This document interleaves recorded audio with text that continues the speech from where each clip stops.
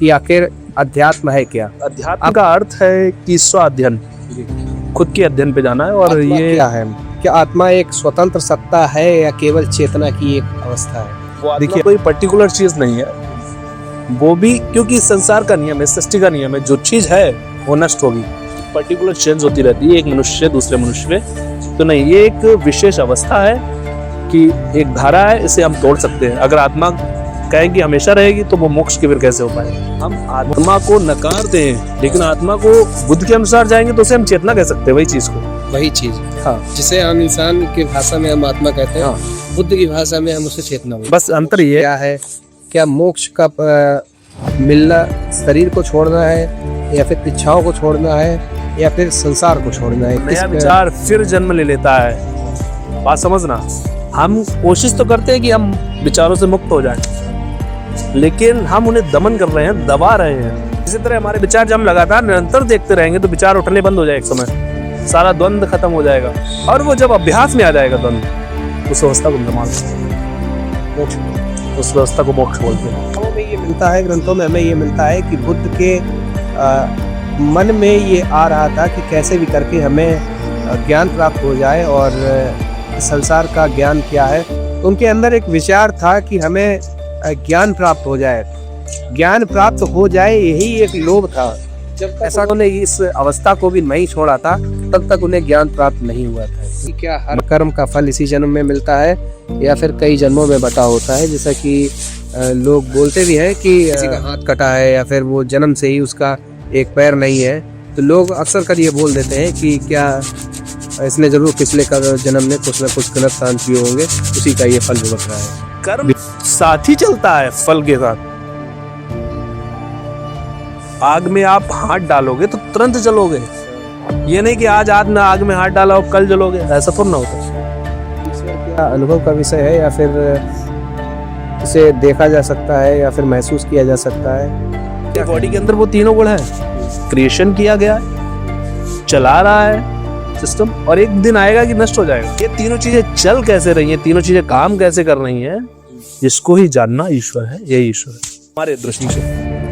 बाकी ईश्वर के बारे में लोग क्या कहते हैं कि एक पर्टिकुलर इंसान की तरह 4 हाथ होते हैं, 6 पैर होते हैं, वो उसके उस पर नहीं जाएंगे। अध्यात्म की जब हम बात करते हैं तो वहाँ सारे धर्म छूट जाते हैं। मैंने फिर भी बताया है क्या है पुनर्जन्म, वाकई होता है या नहीं होता है, और क्या इसे अनुभव किया जा सकता है, और अभी तक इसके हमारे पास कोई प्रमाण नहीं है। चीज नकारने वाली नहीं है जी, हम इसे मना नहीं कर सकते। अनुभव का विषय तो है, लेकिन अभी हमारे लिए झूठ है, क्योंकि हमने अनुभव नहीं किया।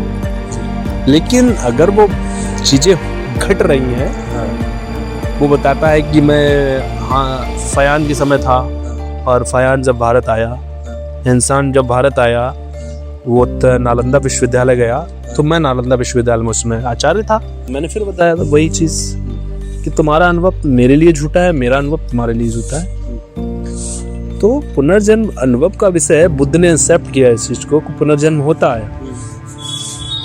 तो पुनर्जन्म उनका अनुभव है, उन्होंने उस चीज का अनुभव किया है कि पुनर्जन्म होता है। हाँ, आप कॉन्सेप्ट पूछना चाह रहे हैं, किस कॉन्सेप्ट से है, उन्होंने उसकी 12 कड़ियाँ बताई। मृत्यु के बाद चेतना या आत्मा का क्या होता है, कहाँ जाती है? मतलब फयान के समय में रहा और आज भी वो है, तो जब मृत्यु हो गई थी उस बीच वो क्या खुले?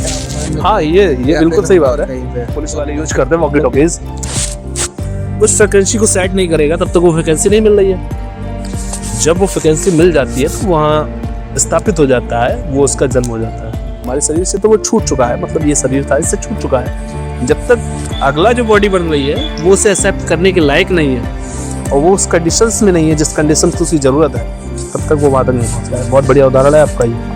बहुत कम होता है कि भारत का व्यक्ति कोई अमेरिका में पुनर्जन्म मिले, ऐसा हो सकता है, हो सकता है। हमें वो फ्रिक्वेंसी नहीं मिल रही है तो हम बढ़ेंगे आगे। नमस्कार दोस्तों, स्वागत है आप सभी का एक बार फिर से INDC नेटवर्क के न्यूज़ चैनल पर। लगातार आप हमारे एपिसोड देख रहे हैं और ये तीसरा एपिसोड है धर्म और अध्यात्म का। हमने पहले एपिसोड में बात की थी और आपको बताया था कि धर्म और अध्यात्म एपिसोड हम शुरू कर रहे हैं, और उसको धर्म और अध्यात्म क्या है। दूसरा एपिसोड हमने बनाया था, उसमें आपको हमने बताया था कि धर्म क्या है और बहुत गहराई से हमने चर्चा की थी। अगर आपने अभी तक वो एपिसोड नहीं देखा है तो लिंक डिस्क्रिप्शन में पड़ा हुआ है, आप देख सकते हैं या चैनल पर जाकर भी देख सकते हैं। आज हम गहराई से चर्चा करेंगे कि अध्यात्म क्या है। धर्म पर हमने बहुत गहराई से चर्चा की है, लंबा वीडियो है और अगर आप देखना चाहते हैं तो उसे बहुत अच्छे से देख सकते हैं, समझ सकते हो। आज हम अध्यात्म पर चर्चा करेंगे और बहुत गहराई से चर्चा करेंगे और 2 एपिसोड की तरह आज तीसरे एपिसोड में भी हमारे साथ राजकमल साकी जी बैठे हुए हैं और जैसा कि आप सभी जानते हैं कि धर्म विश्लेषक हैं और ILDC नेटवर्क के कोचिंग एडिटर भी है। आज हम चर्चा करेंगे इनके साथ और बातचीत करेंगे कि आखिर अध्यात्म है क्या। आपको बता दें कि अध्यात्म जो है वो धर्म से थोड़ा डिफरेंट है। अध्यात्म की परिभाषा अलग है और धर्म की परिभाषा अलग है, तो इसी को लेकर हम चर्चा करेंगे। और जैसा कि हमने आपको पहले एपिसोड में बताया था कि धर्म और अध्यात्म क्या है, एक बार फिर हम आपसे ये चाहेंगे कि एक बार फिर से अध्यात्म की परिभाषा बताई जाए, जिससे कि दर्शकों को समझ आ सके कि अध्यात्म आखिर है क्या, अध्यात्म की शुरुआत कहाँ से। बहुत बहुत धन्यवाद अर्पित जी पुनः शो रिकॉर्ड करने के लिए। और आज हम पुनः पहले की भांति धर्म और अध्यात्म पर एक विस्तृत चर्चा करने वाले हैं और आज का विषय अध्यात्म होना है। और अध्यात्म का अर्थ है कि स्व अध्ययन, खुद के अध्ययन पे जाना है। और ये शरीर का अध्ययन नहीं है, ये मन का अध्ययन है। आप जानते हैं इस चीज को, मन चेतना जिसे हम बोलते हैं, उसका अध्ययन है। और हम अध्यात्म वो क्षेत्र है, वो अछूता अंग है जिसके द्वारा मनुष्य की सारी बेचैनियों को खत्म किया जा सकता है। ये अध्यात्म की परिभाषा है। इसी एपिसोड में पहला क्वेश्चन हमारा ये है, आत्मा क्या है? क्या आत्मा एक स्वतंत्र सत्ता है या केवल चेतना की एक अवस्था है? देखिए आत्मा क्या है। आत्मा के विषय में अलग अलग रिलीजन्स, जिसे हम संप्रदाय बोलते हैं, और जिन्होंने अपनी अपनी परिभाषा दी है। कोई उसको पर्टिकुलर बताता है कि एक पर्टिकुलर चीज़ है, वो कभी ना कटती है, ना मरती है, ना नष्ट होती है, ना हाथ जला सकती है। ये सारी चीज़ें आत्मा के बारे में जानकारी है। लेकिन अब अगर हम मूल धर्म पे जाएंगे,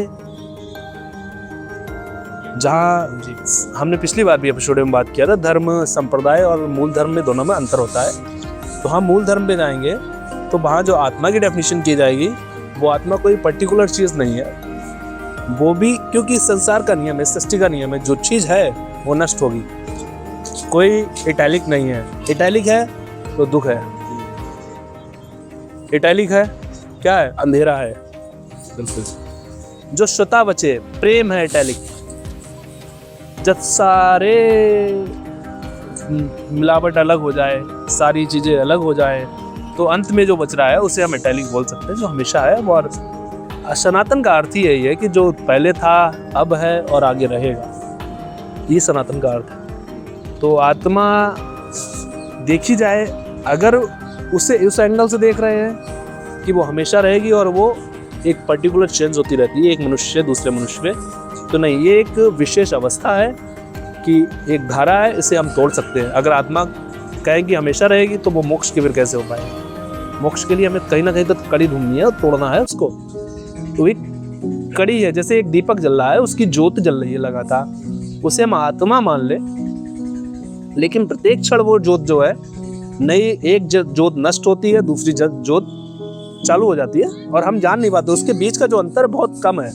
हमें ये लगता है कि वो एक जो पहली लौ जल रही थी वही लौ जल रही है, लेकिन हर बूंद जो तेल की आ रही है एक नई लौ लेके आ रही है। हम सोचते हैं गंगा नदी में हम डुबकी लगाए और जिस डुबकी में हम गए गंगा का जल वही है, वही नहीं है। वो प्रत्येक क्षण बदल रहा है, आगे बह रहा है। इसी तरह आत्मा निरंतरता का नाम है, कंटिन्यूअस है। समझ रहे आप? और उस कंटिन्यूअस को हम आत्मा कह सकते हैं, उसको अध्ययन अध्यात्म कहलाता है। जैसा कि हम अगर जब 10 या 9th में क्लास में थे, हम 10th या 9th में, तो क्लास में ये पढ़ाया जाता है कि आत्मा क्या है। तो टीचर्स ये बताते हैं कि आत्मा जो सनातनी, जो मतलब जो हिंदू कहते हैं अपने आप को, वो उन लोगों का मानना ये है कि आत्मा जो है वो कभी नष्ट नहीं होती है। आत्मा एक ऐसी चीज़ है जो इस शरीर से दूसरे शरीर में प्रवेश करती है। लेकिन मुझे लगता है कि यहाँ पर विज्ञान का अगर हम कॉन्सेप्ट देखें तो विज्ञान में एनर्जी के लिए ये सारी चीज़ कही है हाँ कि एनर्जी कहीं पर भी ख़त्म नहीं होती है, वो सिर्फ एक जगह से दूसरी जगह ट्रांसफ़र होती है। एनर्जी के लिए ये सारी बात कही गई और वही हिंदू धर्म में उसे कॉन्सेप्ट आत्मा का बताया गया है। लेकिन अगर हम बुद्धिज़्म की बात करें तो बुद्ध ने भी आत्मा को नहीं माना है, आत्मा को ना मानकर वो चेतना पर विश्वास करते हैं, ऐसा ही है ना? हाँ, अगर देखा जाए तो चेतना और आत्मा क्या है, एक पूरक है। आत्मा का मतलब होता है हम स्वयं, आत्मा का मतलब क्या है, स्वयं।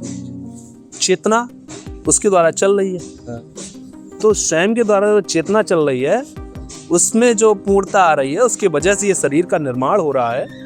तो ये पूर्ण कॉन्सेप्ट दोनों पूरक है। अगर आत्मा को हटा दिया जाए तो चेतना नहीं बचेगी, चेतना को हटा दिया जाए आत्मा नहीं बचेगी। खुद का जो अनुभव है, मैं का अनुभव जो हो रहा है, मैं हूँ, वो आत्मा के अनुसार हो रहा है ना, आत्मा के कारण हो रहा हूँ। आत्मा ना हो तो मुझे अनुभव ना हो कि मैं हूँ। फिर वही बात है कि बुद्ध कहते हैं कि आत्मा नहीं है। हम आत्मा को नकार दें, लेकिन आत्मा को बुद्ध के अनुसार जाएंगे तो उसे हम चेतना कह सकते हैं, वही चीज को। वही चीज, हाँ, जिसे आम इंसान की भाषा में हम आत्मा कहते हैं, हाँ, बुद्ध की भाषा में हम उसे चेतना बोलते हैं। बस अंतर ये है कि उनके अनुसार आत्मा हमेशा रहने वाली नहीं है और नष्ट हो सकती है, और बाकी और कॉन्सेप्ट में आत्मा को कहा गया कि वो हमेशा रहेगी। दूसरा सवाल ये है कि जीवन का वास्तविक उद्देश्य क्या माना जा सकता है? कि जीवन एक लक्ष्य है, मोक्ष है, सेवा है या आत्म अनुभूति है? क्या बोले आप? देखिए, जीवन अलग अलग प्रकार के हैं जी। इस पृथ्वी पर तमाम प्रजातियां पाई जाती हैं जीवन की, कई करोड़ों प्रजातियां हैं। हाँ, जिनमें मुख्य जलचर है, उभयचर है, और हम लोग जमीन पर रहने वाले हैं, ठीक है, वायु में रहने उड़ने वाले, अलग अलग प्रजातियों के जीवन है, ठीक है। तो अगर हम उद्देश्य को लेके चलें कि प्रत्येक का जीवन का उद्देश्य क्या है, तो सबका अलग अलग उद्देश्य है। अगर हम मनुष्य हो रहे हैं तो मनुष्य का उद्देश्य होना चाहिए कि आत्मविज्ञान। हम, क्योंकि ये अनुभव सिर्फ मनुष्य के पास है कि अनुभव कर सकता है, विवेक है कि हमारे अंदर जो समस्याएं आ रही हैं, हम उत्पन्न कैसे हो रहे हैं, हमारे अंदर नष्ट करने की क्षमता कहाँ से आ रही है, रजो तमो सारे गुण कहाँ से आ रहे हैं, रजस गुण ये कहाँ से आ रहे हैं, इन चीज़ों के बारे में हर एक, अगर हम मनुष्य हैं, हमारे अंदर विवेक की क्षमता है, जानने की क्षमता है कि अच्छा क्या है, खराब क्या है, तो हमारे जो जीवन का उद्देश्य होना चाहिए स्व अध्ययन और मोक्ष। बाकी लोग अपने हिसाब से अपने जीवन जीने के स्वतंत्र हैं, कोई विशेष वो नहीं है कि कौन कैसे जिएगा, उसको कोई निर्णय व्यक्ति नहीं ले सकता है, कोई पर्टिकुलर इंसान नहीं ले सकता है। लेकिन मनुष्य जाति है तो उसके जीवन का उद्देश्य स्व अध्ययन होना चाहिए। जैसा कि आप बता रहे हैं कि मनुष्य ही इस बात को अनुभव कर सकता है कि क्या हम शरीर में चल रहा है हमारे, ऐसा पौधों में नहीं होता है, पेड़ों में नहीं होता है। हम उसकी एक टहनी अगर तोड़ भी ले हैं तो ये उसे नहीं पता चलता है कि आखिर हुआ क्या है। उस समय नहीं पता चलता है, हो सकता है बाद में पता लगे। ये वैज्ञानिक रिसर्च के हिसाब से हम बता रहे हैं। तो मनुष्य ये अनुभव कर सकता है कि हमारे साथ क्या हो रहा है और रियल टाइम में क्या हो रहा है। आपको जब मच्छर काटता है, यहाँ पर बैठता है, जब वो बैठ भी जाए, मक्खी बैठ भी जाए, आपको तुरंत ही अनुभव होता है कि आखिर शरीर पर क्या हो रहा है। लेकिन पेड़ों में ये नहीं होता है। तो इसी को जीवन कहें, जीवन अलग अलग है तो कई सारी बातें हैं। अब आगे जैसा कि अभी आप मोक्ष पर बात कर रहे हैं, मोक्ष क्या है, मोक्ष को हम कैसे समझें, मोक्ष क्या है? क्या मोक्ष का मिलना शरीर को छोड़ना है, या फिर इच्छाओं को छोड़ना है, या फिर संसार को छोड़ना है? कैसे समझें इस चीज़ को? बहुत अच्छा सवाल है। मोक्ष जी, मोक्ष भारत एक दर्शन का बहुत बड़ा केंद्र रहा है, विश्व गुरु रहा है, सभी को पता है। और 35 विश्वविद्यालय भारत में होते थे जिसमें दर्शन एक महत्वपूर्ण विषय हुआ करता था। अलग अलग दर्शनों ने मोक्ष के बारे में अपना अलग अलग विचार दिया है, मत दिया है। लेकिन जो निचोड़ निकल के आता है उसका अर्थ ये है कि जब तक हम अपने विचारों का दमन करते हैं, विचारों का दमन करने का मतलब होता है नष्ट करना। तो नया विचार फिर जन्म ले लेता है। बात समझना, हम कोशिश तो करते हैं कि हम विचारों से मुक्त हो जाएं, लेकिन हम उन्हें दमन कर रहे हैं, दबा रहे हैं। एक उसमें आता है, काली की कहानी आती है, माता काली की।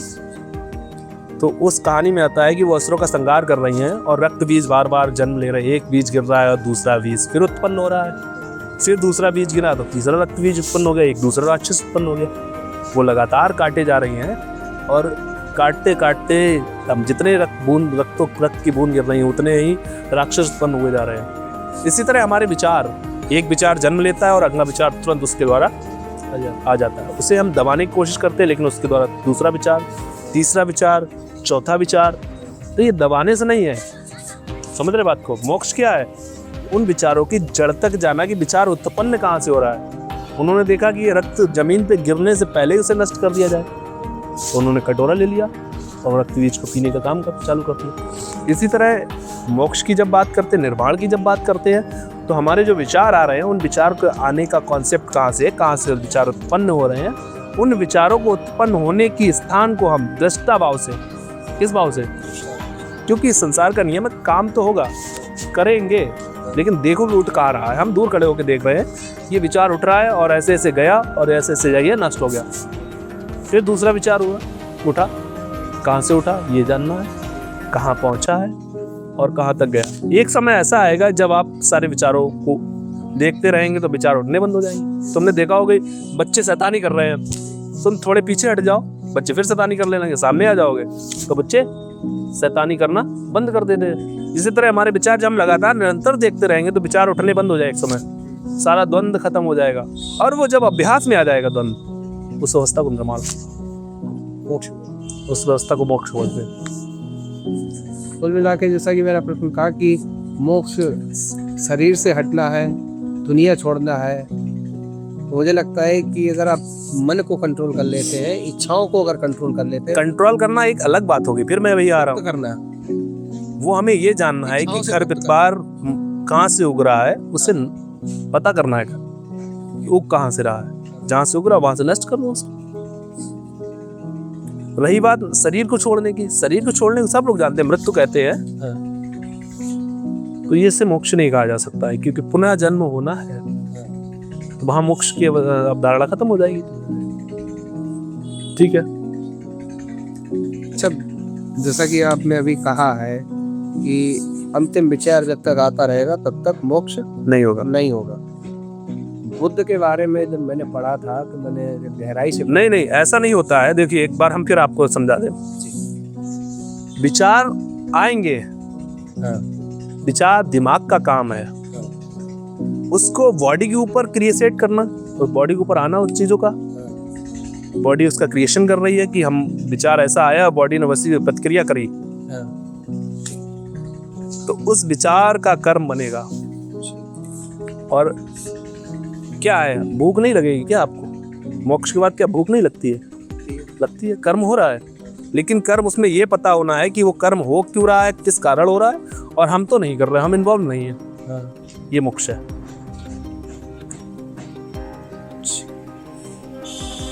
जैसे आप बता रहे हैं कि अंतिम विचार, अंतिम इच्छा जब तक आती रहेगी, हम बुद्ध के ज्ञान प्राप्ति की जब हम ये पूरी कहानी पढ़ते हैं, बहुत गहराई से जब हम पढ़ते हैं कि बुद्ध को ज्ञान क्यों नहीं हुआ था, कई वर्षों तक, शायद 6 वर्षों तक बैठे रहे थे, शायद 6 वर्षों तक वो तपस्या उन्होंने की, विपासना उन्होंने की। विपासना नहीं, उस अवस्था को उन्होंने बोला था तपश्चर्या। हाँ, शरीर को तपाना। विपासना एक उनकी द्वारा निर्माण की विधि है। वो मध्यम मार्ग की विधि है ना।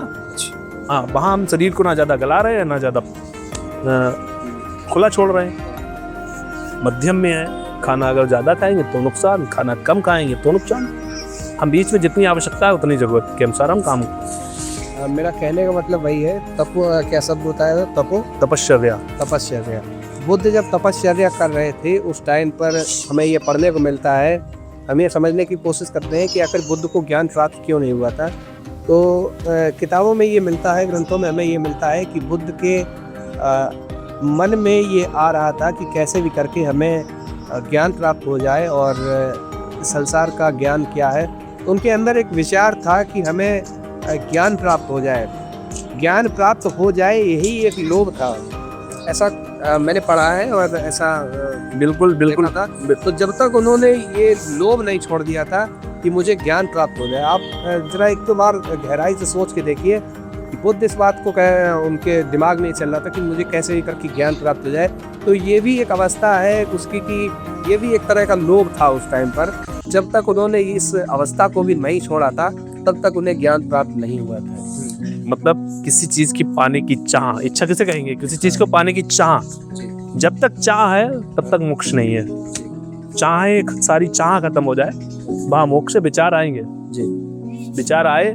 ट्रैफिक का रोड का ये तो आते जाता रहेगा, लेकिन अगर कोई काली कार गुजरी, उसे पाने की इच्छा नहीं हुई तो मोक्ष हो, और पाने की इच्छा जागृत हो गई तो मोक्षित नहीं हो। सीधा सीधा कॉन्सेप्ट है मोक्ष का कि अगर कोई विचार आया और उसको, उसके द्वारा जो चीज उत्पन्न हो रहा है उसको पाने की चाह आ गई तो तुम मोक्ष नहीं हो। अब मोक्ष चाह नहीं आ रही तो आप मोक्ष हो। जैसा कि हम अभी विपासना की बात कर रहे थे, तपश्चर्या की बात कर रहे थे। आम भाषा में अगर हम कहें तो उसे हम ध्यान बोलते हैं, आम इंसानों की भाषा में। तो वही सवाल है कि ध्यान का अंतिम लक्ष्य क्या है, और क्या ध्यान मन को शांत करने का साधन है या फिर परम चैतन्य से जुड़ने का मार्ग है? ध्यान का मूल काम तो परम चेतन से जुड़ना ही है। परम चेतन का मतलब ये होता है सुपर एनर्जी, जिसे आपने अभी डिफाइन किया था, ईश्वर कह लो उसको। कुछ लोग ईश्वर बोलते हैं और कुछ लोग सुपर एनर्जी बोलते हैं। जो वैज्ञानिकवादी लोग हैं वो सुपर एनर्जी बोलते हैं। अध्यात्म में अलग अलग लोगों ने अलग अलग चीजें कही है। तो मूल काम है सुपर एनर्जी को पहचानना। क्या है कि समुद्र है, समुद्र की हर लहर उठ रही है और वो सोचे हम अलग है। समुद्र की जो लहरें उठ रही हैं, हर लहर सोचे कि हम अलग हैं। तो वही हम लोग हैं। हम लोगों को लगता है कि हम अलग हैं, लेकिन है तो समुद्र ही है, तो वही परम चेतना। ये सारी चेतनाएं उठ रही हैं, ये परम चेतना का ही अर्थ। ध्यान हम जब करते हैं, ध्यान का अंतिम लक्ष्य यही होता है हाँ, कि हम समग्र हो जाना। हाँ समग्र वहाँ तक पहुँच जाए। जैसे कि नदियाँ निकलती है अलग अलग जगह से, लेकिन मिलती जाके केवल समुद्र में। इसी तरह से हम बोल सकते हैं। अगला क्वेश्चन मेरा आपसे कर्म सिद्धांत को लेकर है। और कर्म सिद्धांत, जैसा कि कहा जाता है कि कर्म करो फल की चिंता मत करो, ये कई बार हम पढ़ते हैं, सुनते हैं। तो वही सवाल है कि क्या हर कर्म का फल इसी जन्म में मिलता है या फिर कई जन्मों में बटा होता है? जैसा कि लोग बोलते भी हैं कि जैसे कि कोई जैसे किसी का हाथ कटा है या फिर वो जन्म से ही उसका एक पैर नहीं है, तो लोग अक्सर कर ये बोल देते हैं कि क्या इसने जरूर पिछले जन्म में कुछ ना कुछ गलत काम किए होंगे, उसी का ये फल भुगत रहा है। कैसे डिफाइन? कर्म दो प्रकार के हैं। गीता के साथ एक चीज जोड़ी जाती है कि गीता में कहा गया है कि कर्म करो फल की चिंता मत करो। लेकिन ये पूर्ण बात नहीं है, ये बात पूर्ण नहीं है। क्या होता है? कर्म दो प्रकार से, शारीरिक कर्म और मानसिक कर्म और चेतना के कर्म। मानसिक कर्म या चेतना के कर्म, सबसे पहले कर्म उत्पन्न कहाँ होता है? मन में होता है ना। कर्म आप करने जा रहे हो तो उत्पन्न कहाँ होगा? मन में होगा। तो तुम्हारे मन में जो कर्म चल रहा है वही कर्म फल बनता है ना, और वो तत्काल बनता है। कर्म फल क्या अलग है? किसी का हाथ काटा तो तुम्हारा हाथ कटना ये कर्म फल नहीं है ना, ये बायोलॉजिकल डिसऑर्डर हो सकता है। जरूरी नहीं है कि वहां का वातावरण कैसा हो चुका है भाई। क्या कोई उसमें आविष्कार नहीं हुए थे गाड़ियों के, एक्सीडेंट हो जा रहे हैं लोगों के। तो अगर कर्मफल से जोड़ के देखें तो गाड़ियों से एक्सीडेंट्स कैसे हो रहे हैं? समझ रहे बात को? तो कर्म क्या है कि अगर हम क्रोध में आ रहे हैं तो हमारा शरीर सबसे पहले जल रहा है, खुद जला रहे हैं हम। कर्म साथ ही चलता है फल के साथ। आग में आप हाथ डालोगे तो तुरंत जलोगे, ये नहीं कि आज आग में हाथ डाला और कल जलोगे, ऐसा तो ना होता। समझ रहे आप बात? तो ये कर्म फल तुरंत होता है। कर्म इसीलिए कहा गया है कि कर्म करो, फल तो साथी है, फल साथ चल। ईर्ष्या करोगे ईर्ष्या मिलेगी, प्रेम करोगे प्रेम मिल रहा है, क्रोध करोगे क्रोध। सूर्य निकला है, प्रकाश तुरंत लेके चलेगा कि बाद में लेके चलेगा? इसी को हम कर्म सिद्धांत, इसी को कर्म सिद्धांत कहा गया है। इसी के लिए अगला क्वेश्चन हमारे पास ये है, मुक्त इच्छा को लेकर। मुक्त इच्छा और नियति में संतुलन क्या है, और क्या मनुष्य अपना भविष्य भी बदल सकता है? इसे कैसे एक्सप्लेन करेंगे? क्या मनुष्य अपना भविष्य बदल सकता है? भविष्य क्या है? किसे आप भविष्य कहेंगे? भविष्य आने वाले समय को हम भविष्य कहते हैं, और शायद मेरे हिसाब से अगर मैं स्वयं इसका उत्तर दूं इसी क्वेश्चन का, तो भविष्य आदमी कोई व्यक्ति, कोई भी मनुष्य या फिर कोई भी जीव जंतु अगर कैसे बदल सकता है, अगर वो वर्तमान में जीकर अगर अपने आप को सही ढंग से चला रहा है, सही ढंग से कार्य कर रहा है, सही रास्ते पर चल रहा है, गलत चीज़ों को छोड़ रहा है, तो मुझे लगता है कि उसका आने वाला भविष्य ज़्यादा अच्छा हो सकता है, और इसी को हम भविष्य बदलना बोल सकते हैं। देखिए, होता क्या है कि मनुष्य हमेशा या तो भूत में जीता है या भविष्य में जीता है। वर्तमान में ये हुआ है, ये हमारे साथ दोबारा ना हो, ये होना है और ऐसा हो जाए, ऐसा हो जाए, ऐसा हो जाए। तो इस भविष्य को, ये वर्तमान, ये दोनों ही दुखदाई है, क्योंकि उसको हम सोच रहे हैं, कोई घटना हुई, उससे हमारी लड़ाई हुई, और उस घटना को सोच के हम पुनः क्रोधित हो रहे हैं, और भविष्य की हम चाह लेके चल रहे हैं और वो भी ना हुई हो। हमने चाहा कि हमें गाड़ी मिल जाएगी, हमारा भाई हमारे साथ अच्छे संबंध बना के रखेगा, लेकिन ऐसा नहीं हुआ, भाई ने संबंध तोड़ दिया, हमें गाड़ी ना मिली, और हमारी चाह पूरी नहीं हुई, तो वो भी हमें दुख दे रहा है। तो पूरा अध्यात्म सिखाता है कि वर्तमान में जियो, अभी हो, जहां हो, कैसे हो, क्या हो, पता होना चाहिए कि वही चीज है अध्यात्म। देखिए कि कहां से क्या हो रहा है, जागना, जागृत, बोध, इसे बोध करना। अगला क्वेश्चन मेरा ये है आपसे, जैसा कि हम ईश्वर की बात करते हैं, तो ईश्वर को लोग अक्सर कर इस विषय में देखते हैं कि ईश्वर कोई बहुत बड़ी शक्ति है, जिसे मतलब एक बहुत बड़ा एनर्जी है, या फिर कोई, या बहुत बड़ी कोई चीज़ है जिसे हम ईश्वर कहते हैं। अक्सर ईश्वर की परिभाषा यही दी जाती है। तो मेरा सवाल ये है कि आखिर ईश्वर क्या अनुभव का विषय है, या फिर इसे देखा जा सकता है, या फिर महसूस किया जा सकता है? क्या कहेंगे हम ईश्वर? देखिए, होता क्या है कि हमें बताया जाता है कि 3 गुण हैं, रजोगुण, सतोगुण और तमोगुण। ये तीनों गुण इस पूरी सृष्टि में विद्वान है।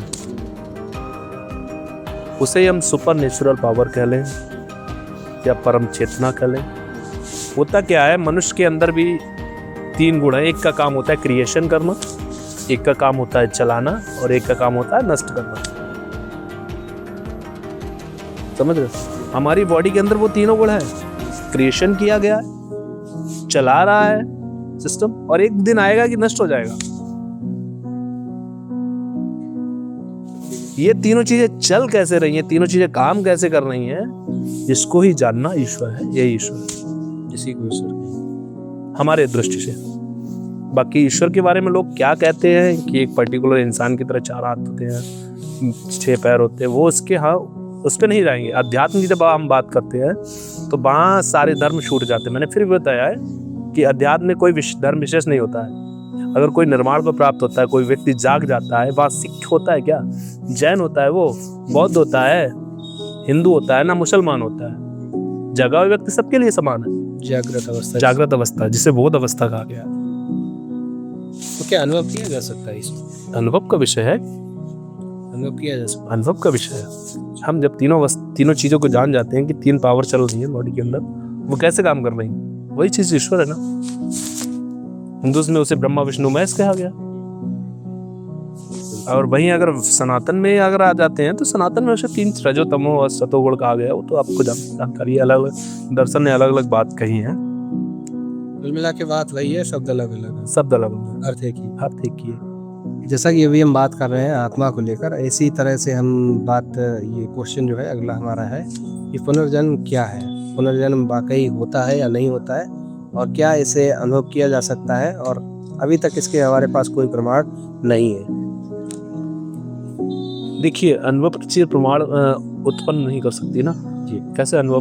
मैंने फिर बताया था वही चीज कि तुम्हारा अनुभव मेरे लिए झूठा है, मेरा अनुभव तुम्हारे लिए झूठा है।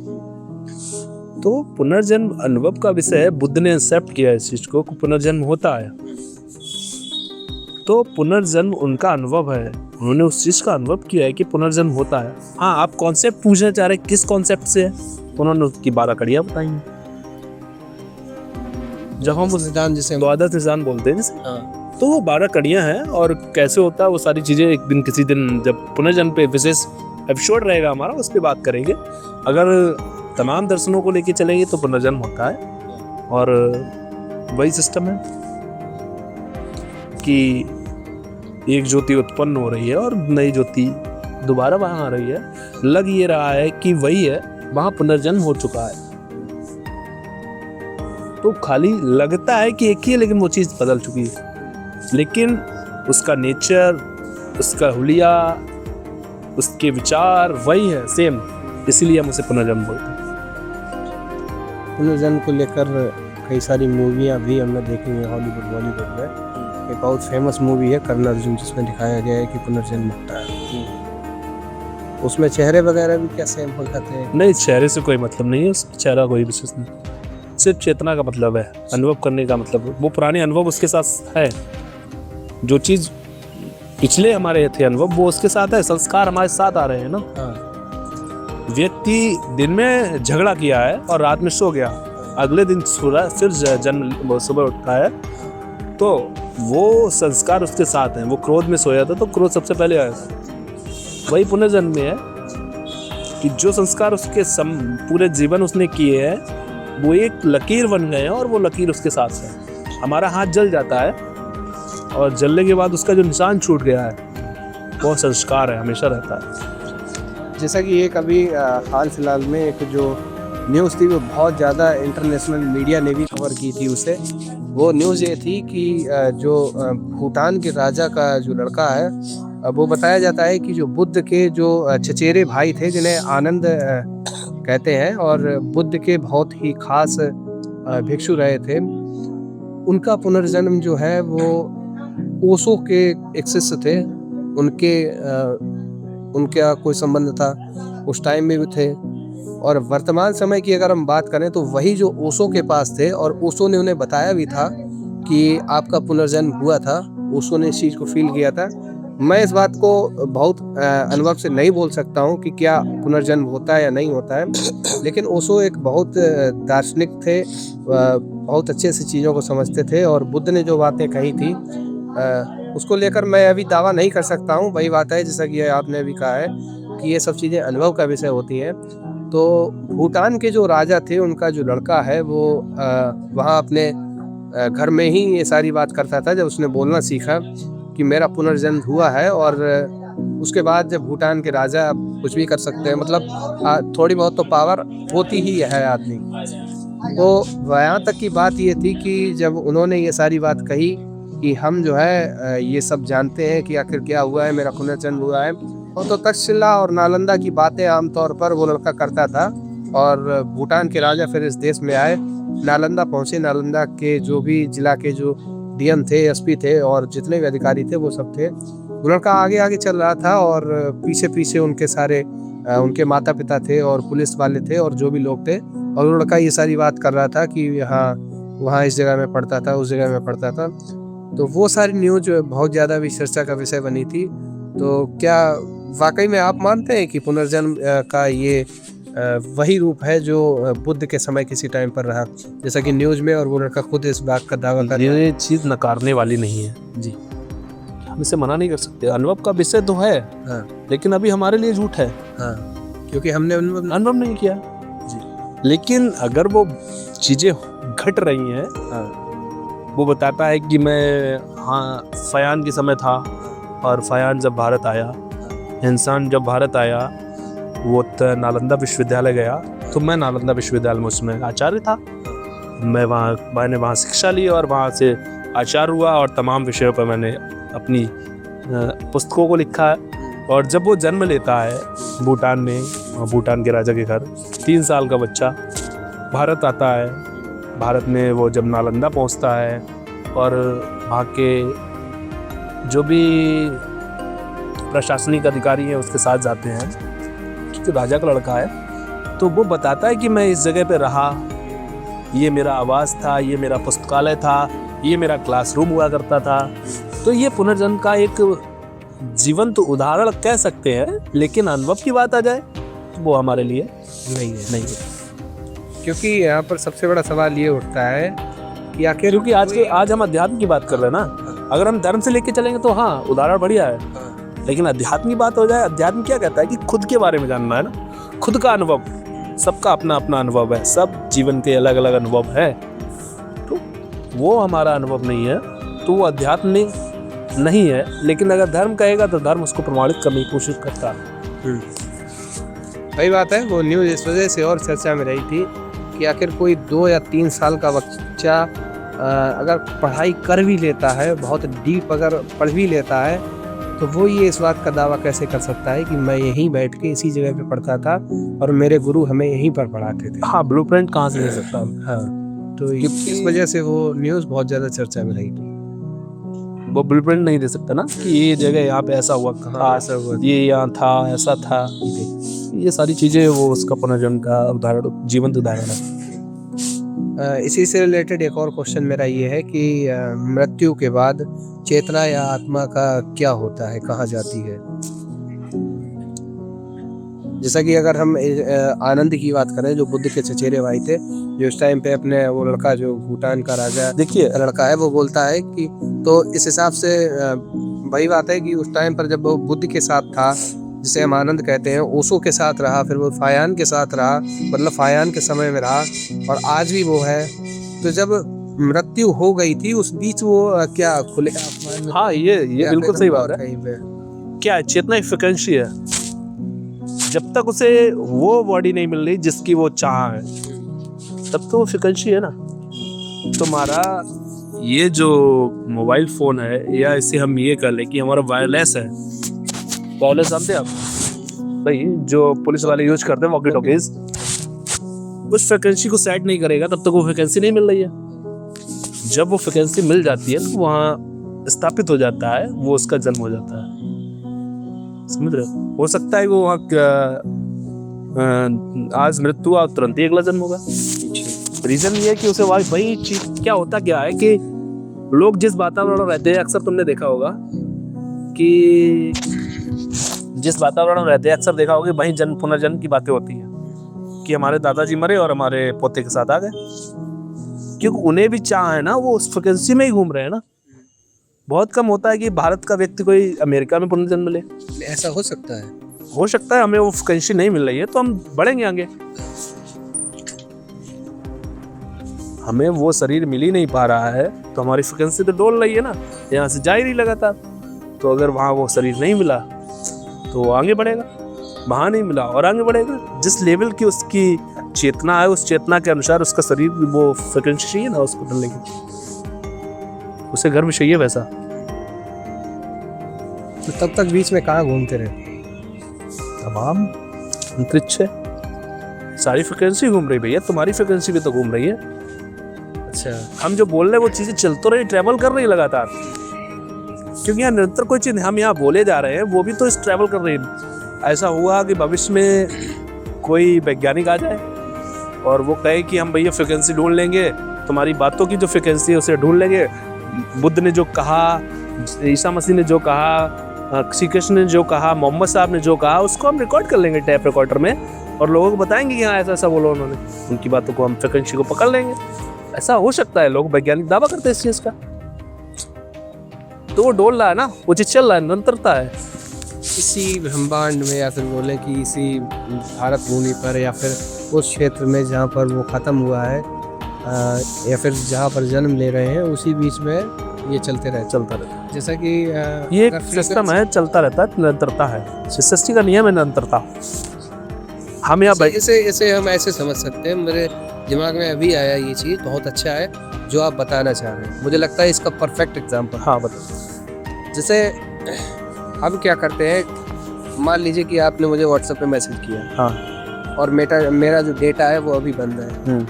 आपने मुझे मैसेज किया शाम के 6 बजे, हाँ, और शाम के 6 बजे से मेरा डेटा बंद है। हाँ, मैं अगले सुबह 6 बजे डेटा खोल रहा हूँ। तो आपने मुझे मैसेज किया और वो मैसेज मेरे पास तभी आया जब अगली सुबह मैंने डेटा खोला, जब वो शरीर वो ये हार्डवेयर उस कंडीशन में पहुंच पाया कि उसको हम एक्सेप्ट कर पा रहा है, तभी तो मैसेज आया।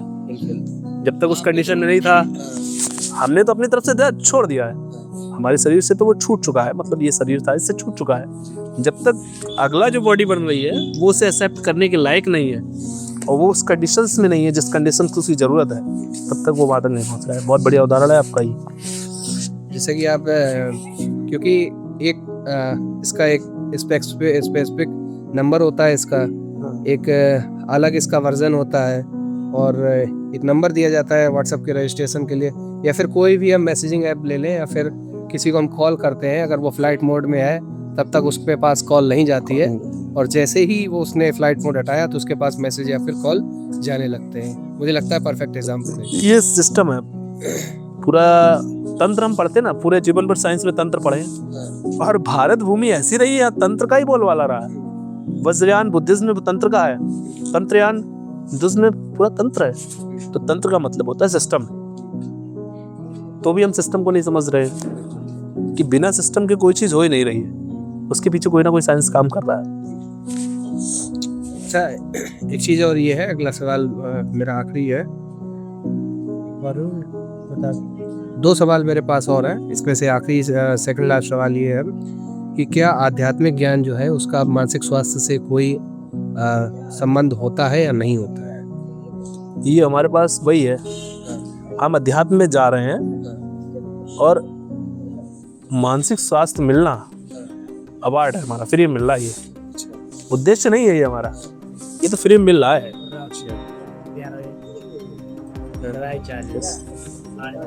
छोटा सा आंसर, बड़ा सवाल है। छोटा ही सा आंसर है कि हमें फ्री मिल रहा है। अच्छा, अध्यात्म का उद्देश्य मोक्ष, साथ में ये चीजें हमें फ्री मिल रही। आध्यात्मिक ज्ञान की बात कर रहा हूँ, उसी को हम आध्यात्मिक ज्ञान और अध्यात्म में वही चीज है। आध्यात्मिक ज्ञान क्या है, उसी को हम थोड़ा तरीके से बोल दें कि एक सिस्टम है कि भैया हम इस विधि से काम कर रहे हैं या दूसरी विधि से काम कर रहे हैं। एक हमने मान लो मैंने कुछ चीज़ की रिसर्च की है अध्यात्म के बारे में, अध्यात्म में गहरा गया और मैंने एक पर्टिकुलर चीज़ें बता दी कैसे से वो सारी चीज़ें हमारे अनुभव में आ गई और मैं अपने अनुभव को किसी को शेयर कर रहा हूँ, वो उसका आध्यात्मिक ज्ञान है। आखिरी सवाल मेरा आपसे ये है कि क्या पूरे अध्यात्म पर हमने बात कर ली है और बहुत सारी चीज़ें आप लोगों ने भी समझ ली है, तो आखिरी सवाल मेरा आपसे ये है कि क्या आध्यात्मिक है या फिर आत्मज्ञान है वो किसी गुरु के बिना गुरु के भी संभव है, मतलब स्वयं से किया जा सकता है क्या? देखिए, करना तो स्वयं से होता है। बच्चा है, पैदा हुआ तो उसे हाथ पकड़ के चलाना पड़ता है, फिर छोड़ दिया जाता है, फिर तो खुद ही चल रहा है ना, अनुभव उसका खुद का है। तो गुरु को साथ लेके ही चलना फिर बाद में कि भैया आप गुरु ने हमें चलाया तो उसे पकड़ के ही चलेंगे, तो नहीं। बिना गुरु के संभव हो सकता है कि कोई व्यक्ति है पहले से समझदार है, उस चीज़ को खुद से सीख सकता है तो कर सकता है, लेकिन ज़्यादातर ये होता है कि बच्चा है तो उससे पैदा हुआ है तो उसे चलाने के लिए माँ बाप का हाथ पकड़ना ही पड़ेगा। अब वो ये सोचे कि जीवन भर माँ बाप का हाथ पकड़े रहे, ये नहीं हो सकता। कुल मिला के गुरु के बिना हो सकता है, लेकिन शुरुआत में गुरुआत चाहिए। अब गुरुआत इसमें एक चीज़ और है, तो गुरु को ही पकड़ के, अब गुरु क्या है, पुल है नदी का, सीढ़ी है कि हम इस सीढ़ी को पकड़ के हम छत पे चढ़ गए, अब हम छत पे पहुंच गए, अब हम सीढ़ी भी लेके चलेंगे साथ में, समझ रहे बात? तो गुरु उतनी देर के लिए जितनी देर की हमें जरूरत है, उसके बाद गुरु को छोड़ना पड़ेगा। तो कुल मिला के गुरु रास्ता बता सकता है ना, मार्ग इधर जाना है, चलना खुद है। तो ये सवाल थे हमारे और ये आपने जाना कि आज अध्यात्म क्या है, और हो सकता है कि कुछ सवाल हमने इसमें ना कर पाए हों इस एपिसोड में, आपको लग रहे हो तो आप कमेंट बॉक्स में हमें बता सकते हैं। फिलहाल अध्यात्म पर ये हमारा विस्तृत चर्चा थी और हम लोगों ने बहुत अच्छे से बातचीत की कि धर्म क्या है, दूसरे एपिसोड में बात की थी, और तीसरा एपिसोड है अध्यात्म क्या है। इसलिए हमने बहुत गहराई से चर्चा की है, बहुत विस्तृत तरीके से चर्चा की है, तमाम पुस्तकों के बारे में हमने इस एपिसोड में चर्चा की है। तो इस एपिसोड के बारे में और कौन से प्रश्न जो है वो आपको अंदर से ज़्यादा झकझोर रहा है, या आपके दिमाग को बहुत अच्छे से उसे समझ पा रहा है, उस क्वेश्चन को, उस आंसर को, तो कमेंट बॉक्स में हमें ज़रूर बताइए। और आगे इसी तरह के एपिसोड लाते रहेंगे। कुछ और टॉपिक बचे हुए हैं जिस पर हम दोनों लोग आपस में बात करेंगे। आगे आने वाले जो भी एपिसोड रहेंगे उनमें हम आध्यात्मिक गुरुओं को भी साथ में बैठाएंगे, धर्म गुरुओं को भी साथ में बैठाएंगे, और कुछ ऐसे लोग होंगे कि वो धर्म और अध्यात्म पर विस्तृत से चर्चा कर सकते हैं। इस तरह के तमाम एपिसोड आप लोगों के सामने आते रहेंगे। फिलहाल अध्यात्म पर ये चर्चा थी और इससे पहले हमने धर्म पर चर्चा की। इस एपिसोड में फिलहाल के लिए इतना ही। आगे मिलते हैं किसी नई एपिसोड के साथ। बहुत बेहतर।